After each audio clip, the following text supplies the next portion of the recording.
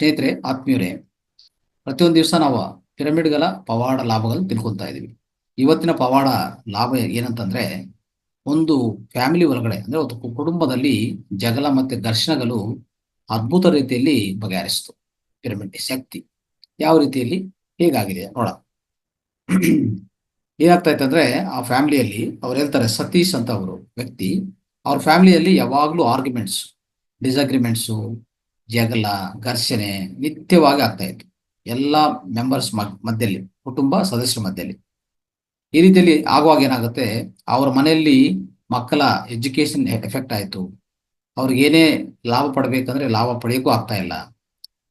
ಒಂದು ಮಾತ್ರ ಏನಂತಂದ್ರೆ, ಇದಕ್ಕೂ ಇಂಥ ರೀತಿ ಆಗುವಾಗ ಅವ್ರಿಗೇನು ಸೊಲ್ಯೂಷನ್ ಕಂಡುಬಿಡಕ್ಕೂ ಆಗಿಲ್ಲ. ಯಾವ ಮಾರ್ಗದಲ್ಲಿ ಇದು ಬಗೆಹರಿಸ್ಕೋಬೇಕಂತ ಅರ್ಥ ಆಗಿಲ್ಲ.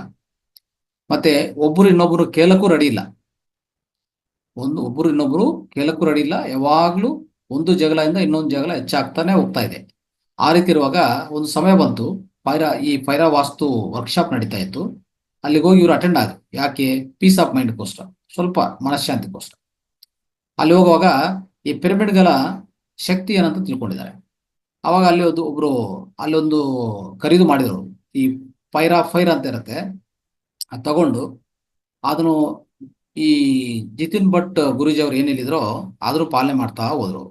ಅಂದ್ರೆ ಪಿರಮಿಡ್ಗೆ ಫೈರ್ ಅನ್ನೋದು ಒಂದು ಪದ್ಧತಿ. ಅದು ಆ ರೀತಿಯಲ್ಲಿ ಪಿರಮಿಡ್ ಇಟ್ಕೊಂಡು ಶಕ್ತಿಕರಣ ಮಾಡಿಕೊಂಡು ಒಂದು ಪ್ರಾಸೆಸ್ ಹೇಳ್ತಾರೆ ಅವರು.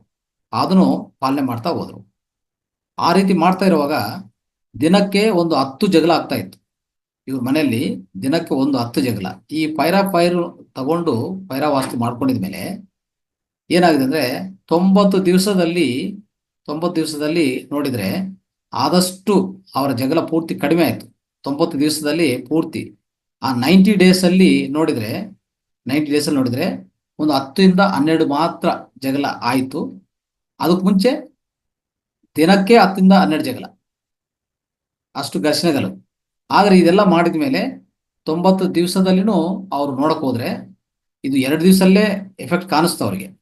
ಈ ಪೈರಾ ವಾಸ್ತು ಮಾಡ್ಕೊಂಡಿದ ಮೇಲೆ 2 ದಿವಸಲ್ಲೇ ಆ ಬದಲಾವಣೆ ಕಾಣಿಸ್ತು. ಆ ರೀತಿಯಲ್ಲಿ ನೋಡಿದ್ರೆ ನೆಕ್ಸ್ಟ್ 90 ದಿವಸದಲ್ಲಿನೂ 10 ಇಂದ 12 ಆಗಿದ್ರೆ, ಅದಕ್ಕೆ ಮುಂಚೆ ದಿವಸಕ್ಕೆ 10 ಇಂದ 12 ಜಗಳಾಗ್ತಾ ಇತ್ತು.